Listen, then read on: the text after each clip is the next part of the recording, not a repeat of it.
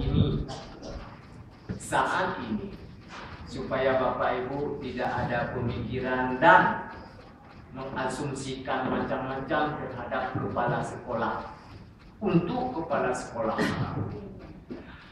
dari 1 Januari sampai hari ini 16 Juni 2013 belum ada 1 perak pun biaya operasional di sekolah mulai dari Januari sampai ke bulan ini.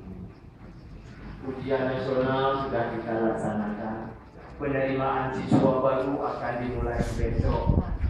Belum ada uang sedikit pun, Bapak. Jadi kalau kita ada mungkin berpikir mana kepala sekolah membawa uang, ini nggak ada, ini nggak ada, itu nggak. Sampai hari ini 5 rupiah pun belum ada uang di sekolah manapun untuk